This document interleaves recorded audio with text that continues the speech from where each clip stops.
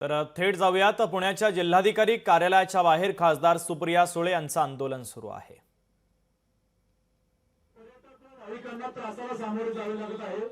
तसेच या भागाचा विकास होण्याच्या दृष्टीने सदर रस्त्यासाठी निधी मंजूर व्हावा व रस्त्याचे काम व्हावे याबाबत आपण या कार्यालयासमोर दिनांक 9 एप्रिल 2025 रोजी सकाळी 10 वाजल्यापासून उपोषण सुरू केले आहे। तरी रस्त्याची दुरुस्तीबाबत 50-54 हा जो जिल्हा परिषदचा हेड असतो त्या 50-54 या निकाल शीर्ष अंतर्गत तात्काळ सदर रस्त्याची दुरुस्ती करण्यात येत आहे। तरी आपण उपोषण स्थगित करावे ही नम्र विनंती असं निवेदन पत्र आता जिल्हा परिषदच्या वतीने दिले।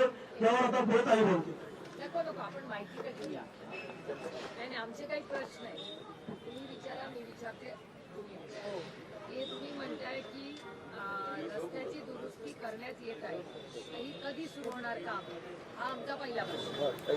डीपीओ न करायचं सगळं बोललेलं होतं। डीपीओ म्हणजे कोण? जिल्हा नियोजन अधिकारी। त्यांनी काय बरं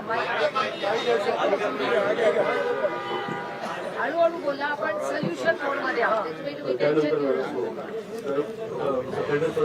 बजेट द्यायची पूर्ण जबाबदारी घेतली। बजेट देण्याची काही पूर्ण जबाबदारी त्यामध्ये घेतली। बजेट देण्याची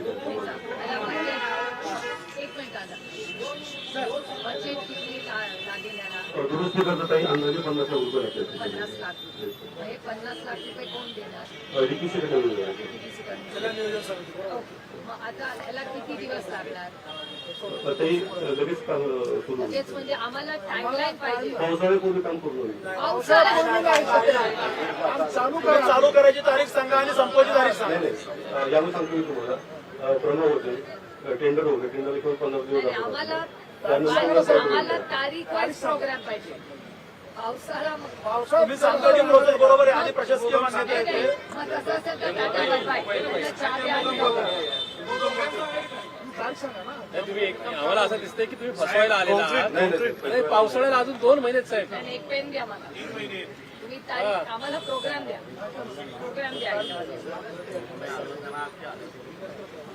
साहेब आपण विनंती आहे तुम्हाला लिहून आपण काय सांगणार काही बोलतो कार्यकारी अभियंता